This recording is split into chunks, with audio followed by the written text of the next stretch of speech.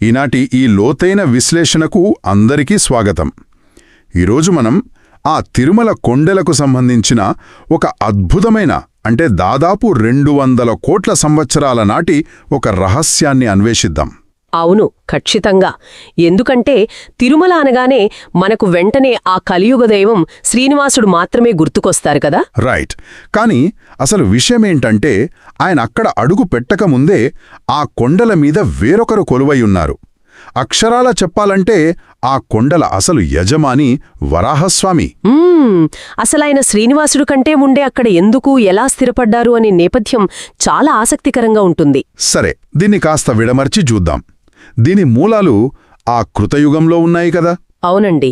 హిరణ్యాక్షుడు భూమండలాన్ని తీసుకెళ్లి పాతాళంలో దాచినప్పుడు విష్ణువు శ్వేతవరాహ రూపంలో వెళ్లి భూదేవిని రక్షించిన కథ మనకు తెలిసిందే. అంటే ఇదొక ఎలా చెప్పాలి, ఒక కిడ్నాప్ అయిన గ్రహాన్ని కాపాడే విశ్వస్థాయి రెస్క్యూ మిషన్ లాంటిదనమాట. భలే పోల్చారు. అవును.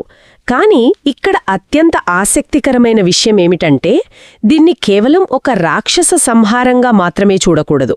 ఓహో, అంటే దీని వెనక ఇంకేదైనా పెద్ద కారణముందంటారా? ఖచ్చితంగా. కిడ్నాప్ అయిన భూమిని కాపాడిన తర్వాత ఆ భూదేవి కోరిక మేరకు సాక్షాత్తు వైకుంఠం నుండి క్రీడాచలం అనే పర్వతాన్ని గరుడ్మంతుడు భూమి మీదకు తీసుకొచ్చాడు. ఒక్క నిమిషం ఆగండి. అంటే ఏకంగా వైకుంఠంలో స్వామి విహరించే పర్వతాన్నే భూమి మీదకి తెచ్చేశారన్నమాట. అవును, అదే నేటి వెంకటాచలం.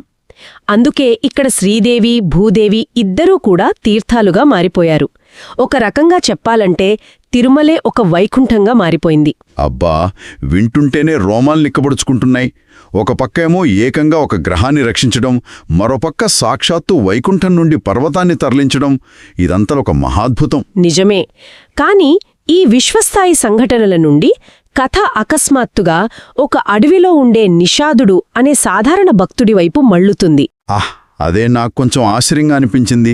ఇంతటి బ్రహ్మాండమైన ప్రాజెక్టుకు ఒక సామాన్య అటవీవాసికి అసలు లింక్ ఏమిటి? అక్కడే ఉందండి అసలు రహస్యం. భగవంతుడి దృష్టిలో కొలమానాలు ఎలా ఉంటాయో ఇక్కడ అర్థమవుతుంది. నిషాదుడు అడవికి వేటకు వెళ్తూ తన చిన్న కొడుకుకి దేవుడికి నైవేద్యం పెట్టే బాధ్యత అప్పగిస్తాడు. ఆ పసివాడికి ఆకలి వేసుంటుంది కదా. అవును. ఆకలి తట్టుకోలేక ఆ పసివాడు నువ్వు తింటేనే నేను తింటాను అని దేవుడి ముందు ఏడుస్తూ పట్టుబడతాడు. వావ్! అంటే ఒక చిన్నారి ఆకలి అసలు అదృశ్యంగా ఉన్న భగవంతుడిని ప్రత్యక్షమయ్యేలా చేసిందనమాట. అంతే కదా.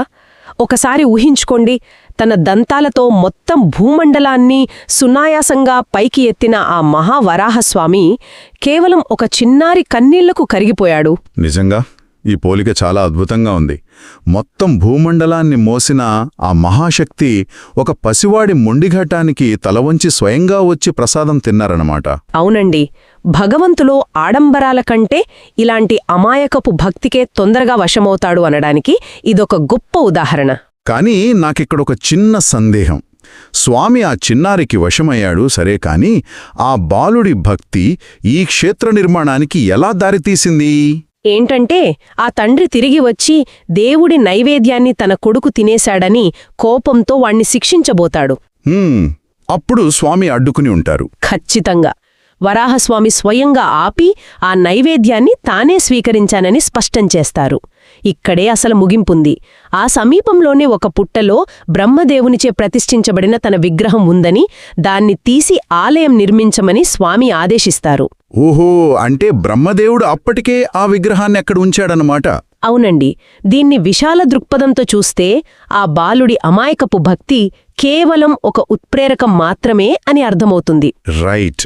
అంటే శ్రీనివాసుడు రాకముందే వరాహస్వామి ఈ పర్వతాలపై తన ఉనికిని అధికారికంగా చాటుకుని ఒక రకంగా తొలి క్షేత్రాధిపతి అయిపోయారన్నమాట.